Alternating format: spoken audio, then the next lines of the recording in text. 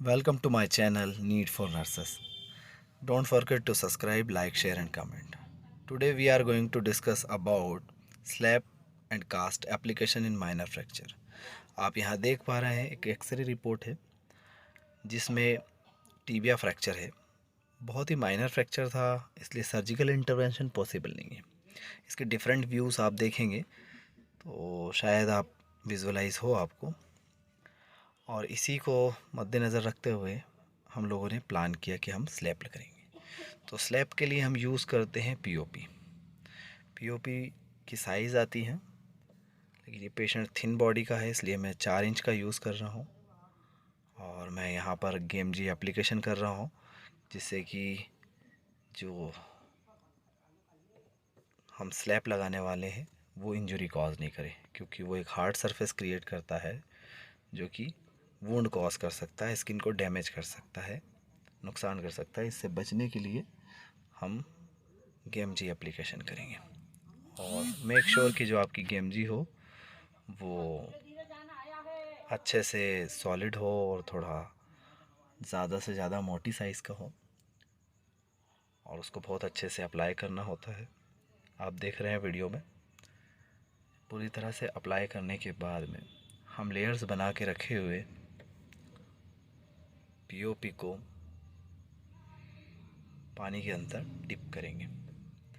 जैसे ही पानी में डिप करेंगे, प्लास्टर ऑफ पेरिस गीला होने की वजह से एक्टिवेट हो जाता है और वो सॉलिड होने लग जाता है, जस्ट लाइक सीमेंट जो कि आप देखते हैं। तो वैसे ही ये भी एक तरह से सीमेंट की तरह ही काम करता है, प्लास्टर ऑफ पेरिस, जिसको हम कर लेंगे। एक्स्ट्रा वाटर को मैं बाहर निकाल रहा हूँ।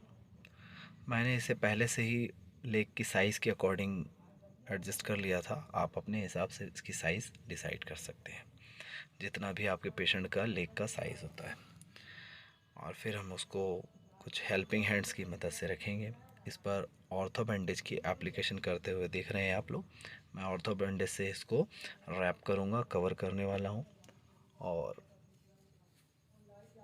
टाइम टू टाइम इसको हमको सेट करते हुए ही आगे बढ़ते जाना है, क्योंकि इसकी साइज़ और जो शेप होता है उस पर बहुत ध्यान रखना होता है। अगर अंदर की तरफ होता है तो पेशेंट को इंजरी हो सकती है, आगे चल के प्रॉब्लम क्रिएट कर सकता है। इन सब बातों को ध्यान रखते हुए हम आगे बढ़ते हैं।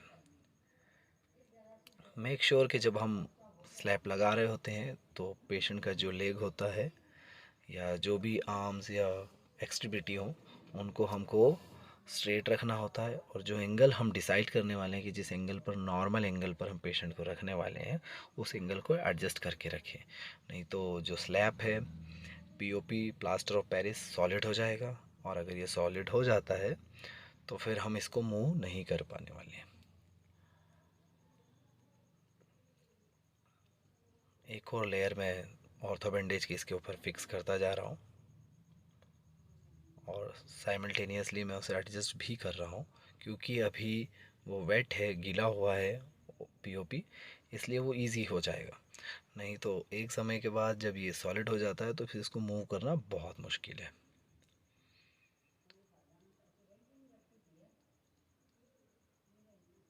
एक पूरा रोल ऑर्थो बैंडेज का मैंने इस पर यूज़ किया और पूरी तरह से अच्छे से कर दिया है।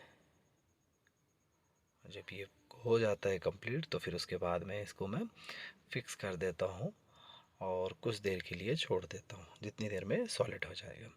सॉलिड होने के बाद हमको पेशेंट को इन्फॉर्म कर देना है कि ये गर्म लगता है, क्योंकि इसके अंदर से हीट प्रोड्यूस होती है धीरे धीरे, और ये सॉलिड हो जाएगा। पेशेंट को एक और चीज़ इंस्ट्रक्ट करना है कि मैक्सिमम टाइम इस पैर पर वज़न नहीं दें और रेगुलरली आकर दिखाएं। Thank you for watching. Please don't forget to subscribe, like, share and comment. Thank you once again, all of you.